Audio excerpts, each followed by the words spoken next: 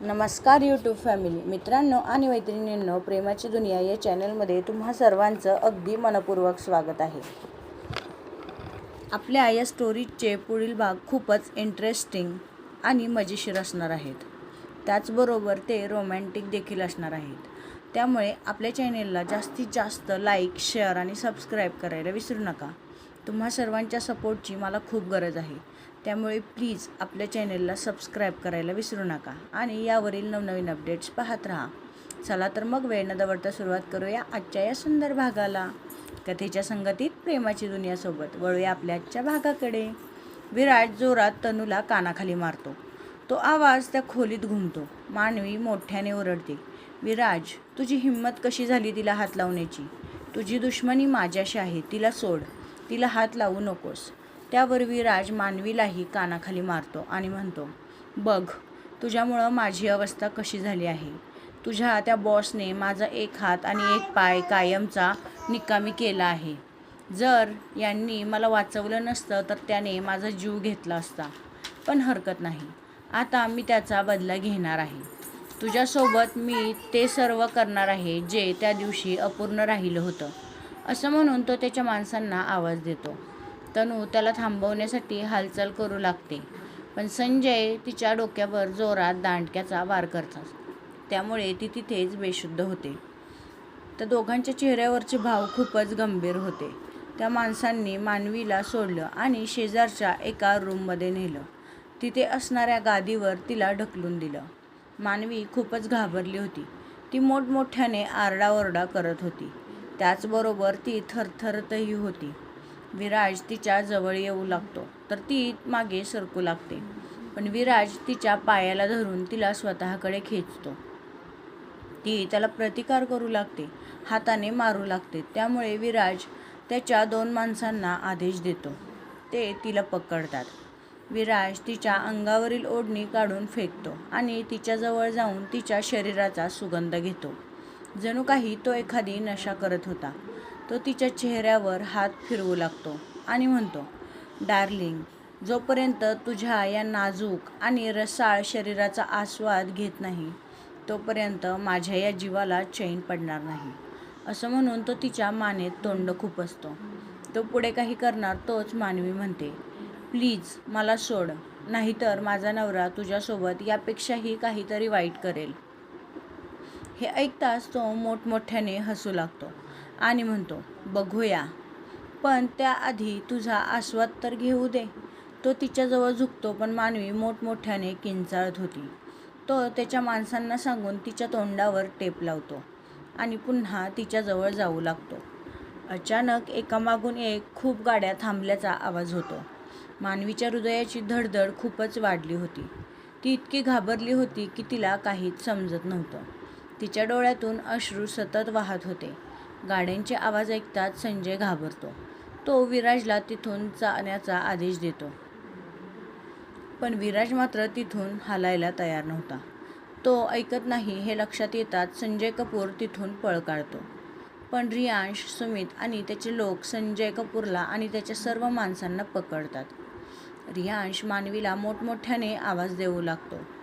तो एका रूममध्ये शिरतो, पण तिथे फक्त तनू होती. यश आणि रियांश तिचे हात सोडवतात आणि तिला शुद्धीवर आणण्यासाठी तिच्या तोंडावर पाणी शिंपडतात. तनू शुद्धीवर येते हे पाहून यशच्या जीवात जीव येतो. कळत नकळत यश तिच्या प्रेमात पडला होता. तिचा तो दबंग अंदाज त्याला भुरळ घालत होता. तनू शुद्धीवर येताच म्हणते, जीजू, मनूला वाचवा, तो विकृत माणूस तिच्यावर. ती पुढे काही बोलणार त्याआधीच रियांश तिला आवाज देत त्या रूममधून बाहेर येतो आणि प्रत्येक रूमच्या दरवाजावर लाथ घालून तो दरवाजा उघडत होता. त्याचा तो अवतार एखाद्या राक्षसासारखा दिसत होता. कपाळावर आठ्या, ताणलेल्या नसा, रागाने डोळ्यात उतरलेलं रक्त आणि त्याचा निर्दयी आवाज. तो शेवट एका रूमच्या दरवाजावर लाथ मारतो आणि समोरील दृश्य पाहून थक्क होतो. विराजच्या माणसांनी मानवीला हातापायाला पकडलं होतं, तर विराज तिच्या शरीरावर, तोंडावर हात फिरवत होता. हे पाहताच रियांश एखाद्या सिंहाप्रमाणे दहाडतो. विराज, तिला सोड. रियांशचा आवाज कानावर पडताच मानवीला एक आशा मिळते. पण विराज मात्र पूर्णपणे वेडा झाला होता. तो उठतो आणि मानवीला उभं करतो. त्याच्या दोन्ही माणसांनी तिला पकडून ठेवलं होतं. मानवीचा चेहरा, डोळे पूर्णपणे लाल झालं होतं. तिच्या गालांवर हातांचा ठसा उमटला होता. तिला त्या अवस्थेत पाहून रियांशच्या काळजाचा ठोकाच चुकला होता. विराज हसत म्हणतो, बघ, मी हिची काय अवस्था केली आहे. तू माझी जी अवस्था केलीस त्याचमुळे मी तिची ही अवस्था केली आहे. रियांश म्हणतो, विराज, तिला सोड. तुला बदला घ्यायचा आहे तर माझ्याकडून घे, पण तिला सोड प्लीज. विराज एक तिरकं स्मित करतो आणि म्हणतो, कोण आहे ती तुझी म्हणून तू एवढा अस्वस्थ होतोयस? काय नातं आहे तुमचं? त्याचं हे बोलणं ऐकताच रियांश अजून संतापतो. तो पुढे येणार तोच विराज एक चाकू काढून मानवीच्या गळ्यावर धरतो. तो चाकू इतका धारदार होता की तिच्या गळ्याला लावताच तिथे कट गेला आणि त्यातून रक्त येऊ लागलं. इतक्यात तनू, यश आणि सुमित पण तिथे येतात. तनू म्हणते, ए मूर्ख माणसा, जर मनूला काही झालं तर मी तुझा जीव घेईन. विराज म्हणतो, हो, पण त्याआधी मीच तुझ्या मनूला संपवणार आहे. ती माझी नाही झाली तर मी तिला कोणाचंही होऊ देणार नाही. असं म्हणून तो जोरात चाकूने तिच्या पाठीवर एकामागून एक असे सपासप 2-3 वेळा वार करतो. प्रत्येक वाराने मानवीचे डोळे मोठे आणि वेदनेने त्यातून पाणी गळत होतं. रियांश पटकन पुढे धावतो. यश आणि सुमित त्या दोन्ही माणसांना बाजूला करतात. तर रियांश पळत जाऊन पकडणाऱ्या मानवीला पकडतो. तनूचा राग भयंकर वाढला होता. ती शेजारील एक दांडकं उचलते आणि जोरजोरात विराजला मारू लागते. तिचा राग उफाळून येत होता. सुमित आणि यश काही क्षण फक्त तिच्याकडेच पाहत होते. रियांश मानवीला पकडतो आणि तिच्या तोंडावरील टेप काढतो. ती फक्त त्याच्याकडे एक नजर टाकते आणि डोळे मिटून घेते. तिला असं बेशुद्ध झालेलं पाहून रियांश मोठ्याने ओरडतो, जान, डोळे उघड. स्वतःच्या हातावरील रक्त पाहताच तो मोठ्याने म्हणतो, यश, पटकन कार काढ. त्याच्या आवाजाने सर्वजण भानावर येतात. सुमितचे लोक विराज आणि त्याच्या सर्व माणसांना ताब्यात घेतात. तनू मानवीपाशी जाऊन म्हणते, जिजू, पटकन मनूला हॉस्पिटलला घेऊन चला. रियांश लगेचच तिला उचलतो आणि कारच्या दिशेने धावतो. यश ड्रायव्हर सीटवर बसतो तर तनू लगेच दार उघडते. रियांश मानवीला स्वतःच्या मिठीत घेऊन तसाच कारमध्ये बसतो. तनू दार बंद करून यश शेजारी असणाऱ्या सीटवर बसते. यश खूपच वेगाने कार शहराच्या दिशेने घेतो. मानवीच्या शरीरातून चांगलाच रक्तस्राव होत होता. तनू तिच्या बॅगमधील एक स्कार्फ रियांशकडे देते आणि तिच्या जखमांवर घट्ट बांधा असे म्हणते, जेणेकरून रक्तस्राव बंद होईल. रियांश खूपच घाबरला होता. त्याला मानवीचा असा निपचित पडलेला चेहरा पाहून त्याचं काळीज कोणीतरी चिरत असल्यासारखं वाटत होतं. तो मोठ्याने ओरडतो, यश, स्पीड वाढव. यश लगेचच कारचा वेग आणखी वाढवतो. तो तनूला एका हॉस्पिटलचा नंबर देतो आणि तिथे फोन करून ही सर्व हकीकत सांग असे म्हणतो. लगेचच तनू त्याच्याच फोनवरून फोन करते आणि मानवीच्या अवस्थेची सर्व माहिती ती डॉक्टरांना देते. ते डॉक्टर यशला चांगलेच ओळखत होते आणि यश कोणासाठी काम करतो हे देखील त्यांना चांगलंच माहीत होतं. ते लगेचच घटनेचं गांभीर्य समजतात आणि ऑपरेशन थिएटर तयार करण्याचे आदेश देतात. त्याचबरोबर ब्लडची अरेंजमेंट करा असं देखील सांगतात. सर्व डॉक्टरांना आणि नर्सला तयार राहण्याचे आदेश देखील दिले जातात. सर्वजण स्ट्रेचर घेऊन एंट्रन्सवर थांबले होते. साधारण 10 मिनिटातच रियांशची कार हॉस्पिटलसमोर थांबते. तनू पटकन दरवाजा उघडून खाली उतरते आणि रियांशच्या बाजूचे दार उघडते. रियांश मानवीला घेऊन धावतच खाली उतरतो. सर्व डॉक्टर, नर्स लगेचच धावत येतात आणि मानवीला स्ट्रेचरवर झोपवण्याचं सांगतात. रियांश तिला अलगद स्ट्रेचरवर झोपवतो. डॉक्टर पटकन ऑपरेशन थिएटरकडे धाव घेतात. जाताना डॉक्टर इतर नर्स आणि डॉक्टरांना काही इन्स्ट्रक्शन्स पण देतात. रियांश डॉक्टरांना थांबवतो आणि म्हणतो, डॉक्टर, काहीही करून माझ्या जानला वाचवा प्लीज. जर तिला काही झालं तर मी तुमचं हे हॉस्पिटल जाळून टाकेन. हे ऐकताच डॉक्टरांना घाम फुटला होता. कारण रियांश जो बोलतो ते करतो हे त्यांना माहीत होतं. त्याची पर्सनॅलिटी त्यांना चांगलीच ठाऊक होती. ते रियांशच्या खांद्यावर टॅप करून म्हणतात, आम्ही आमचे पूर्ण प्रयत्न करू. असे म्हणून ते पटकन ऑपरेशन थिएटरमध्ये जातात. मानवीला ओटीमध्ये नेलं होतं. रियांश बाहेर थिजून गेला होता. तो मानवीच्या या अवस्थेला स्वतःला जबाबदार समजत होता. यश आणि तनू देखील खूपच काळजीत होते. तिकडे आतमध्ये मानवी मृत्यूशी झुंज देत होती. डॉक्टरांनी तिच्या सर्व जखमा साफ केल्या होत्या. जखमा खोल असल्यामुळे ते तिचं ऑपरेशन करायला घेतात. रियांश बाहेर खूपच अस्वस्थ होऊन फेऱ्या मारत होता. तनू खूप हिंमत करून त्याच्या जवळ जाते आणि म्हणते, जीजू काळजी करू नका, आपल्या जानला काही होणार नाही. ती खूपच स्ट्रॉंग आहे आणि तुम्हाला माहीत आहे का, तिचं तुमच्यावर अगदी मनापासून प्रेम आहे. ज्या व्यक्तींवर ती खूप मनापासून प्रेम करते ना, त्यांना ती कधीच एकटं सोडत नाही. हा तिचा नियम आहे. ती काहीही झालं तरी त्यांना स्वतःपासून दूर करत नाही. त्यामुळे काळजी करू नका, ती लवकरच एकदम ठणठणीत होईल. तनूच्या शब्दांनी रियांशला एक नवीन उमेद मिळाली होती. तो डोळ्यातील पाणी पुसतो आणि तनूला म्हणतो, तू बरोबर बोलतेस, ती लवकर बरी होईल. तनू रियांशला हलकेच मिठी मारते. रियांश देखील तिला मिठीत घेतो. त्यानंतर त्याचं लक्ष तनूच्या डोक्यावरील जखमेकडे जातं. तो यशला डॉक्टरांना बोलावण्याचे आदेश देतो आणि तनूला शेजारील खुर्चीवर बसवतो. डॉक्टर येताच रियांश तिच्या जखमेकडे बोट दाखवतो. तनू म्हणते, जीजू मी एकदम ठीक आहे. पण रियांश काही बोलणार त्याआधीच यश म्हणतो, चूप, एकदम चूप. तू आता शांत बस आणि डॉक्टरांना त्यांचं काम करू दे. तो एवढ्या रागात बोलला होता की तनू शांत होते.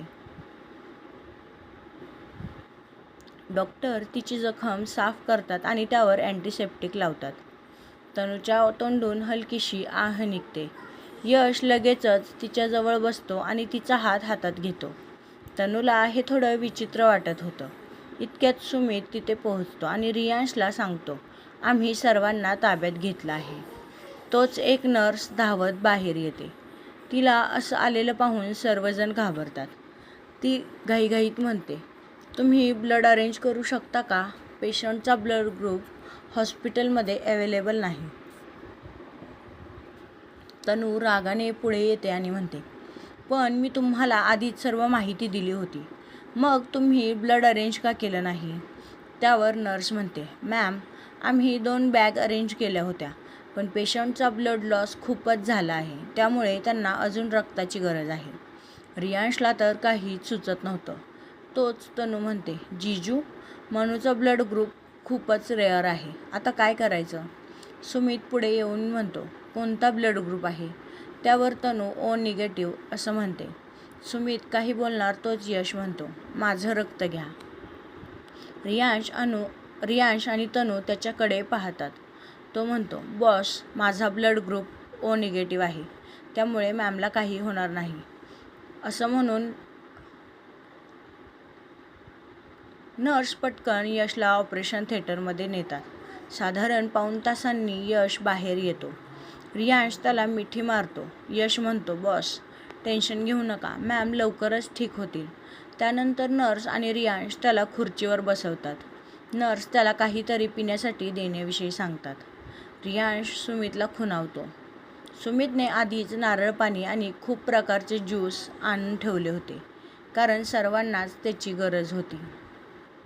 साधारण तासाभराने डॉक्टर बाहेर येतात. डॉक्टर येताच रियांश आणि तनू त्याच्याकडे जातात. डॉक्टर म्हणतात, मिस्टर सक्सेना, मिसेस सक्सेना यांचा घाव खूपच गंभीर आहे.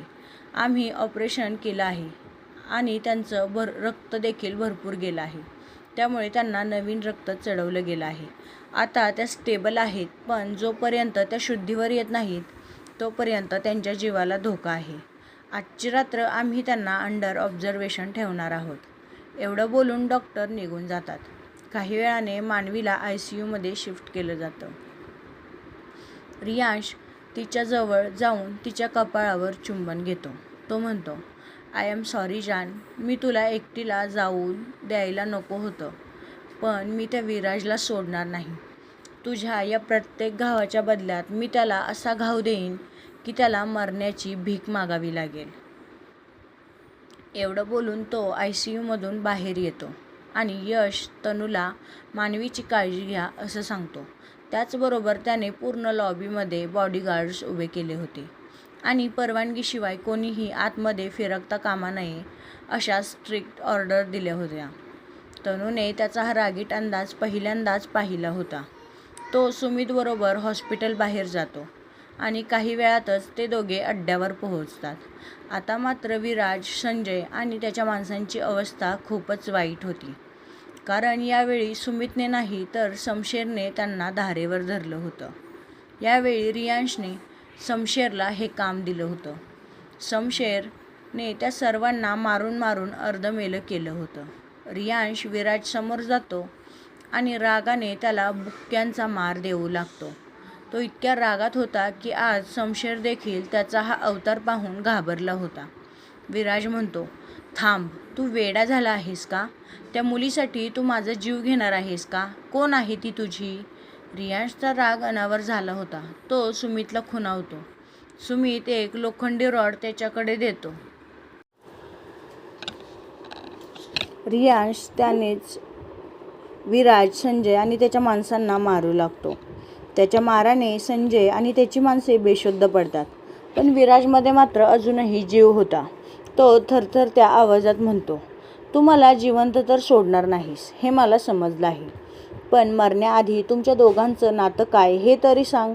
रियांश अजून एक जोराचा वार करतो आणि म्हणतो, बायको आहे ती माझी. हे ऐकताच विराजचे डोळे मोठे होतात आणि तो बेशुद्ध होतो.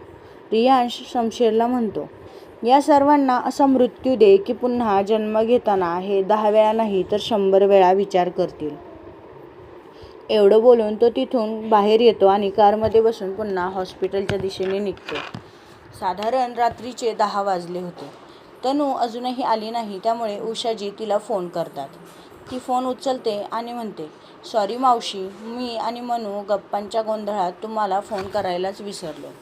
मी मनूसोबत तिच्या विलात आहे. मी उद्या संध्याकाळी आश्रमात परत येईन. एवढं बोलून ती फोन कट करते. यशने तिचं सर्व बोलणं ऐकलं होतं आणि तो तिच्याकडेच पाहत होता. तनू मागे वळते आणि यशला पाहून म्हणते, असं काय पाहतोयस? मला त्यांना काळजीत टाकायचं नव्हतं. एकदा मनू शुद्धीवर आली की मग मी सर्वांना सांगेन. एवढं बोलून ती चालू लागते, पण यश तिचा हात पकडतो. ती म्हणते, काय झालं? तू मला का पकडला आहेस? यश म्हणतो, असं आतल्या आत दुःख दाबून काय मिळणार आहे? त्याला बाहेर येऊ दे. स्वतःचं मन मोकळं कर, नाहीतर त्याचा परिणाम तुझ्या शरीरावर होईल. तनू हात सोडवते आणि एक पाऊल पुढे जाते. त्यानंतर ती पुन्हा मागे वळून यशला घट्ट मिठी मारून रडू लागते. यशसुद्धा तिला खूप प्रेमाने मिठीत घेतो. काही वेळाने तिला थोडं बरं वाटतं आणि ती त्याच्या मिठीतून बाजूला होते. ती म्हणते, थँक्यू यश, तुझ्यामुळेच आज मनूला नवीन जीवन मिळालं आहे. असं म्हणून ती त्याच्याकडे एक हात पुढे करते आणि म्हणते, तुला माझ्याशी मैत्री करायला आवडेल? यश क्षणाचाही विचार न करता हात मिळवतो आणि हसतो. रियांश हॉस्पिटलमध्ये परतला होता. तनू त्याला पाहताच घाबरते, कारण त्याच्या हातातून रक्त वाहत होतं आणि त्याच्या कपड्यांवर देखील रक्ताचे डाग होते. ती पटकन त्याला खुर्चीवर बसवते आणि डॉक्टरांना आवाज देते. डॉक्टर येऊन त्याच्या हातावरील सर्व जखमा साफ करून पट्टी करतात. रियांश फ्रेश होऊन कपडे चेंज करून मानवीच्या वॉर्डमध्ये जातो आणि तिच्या शेजारी जाऊन बसतो.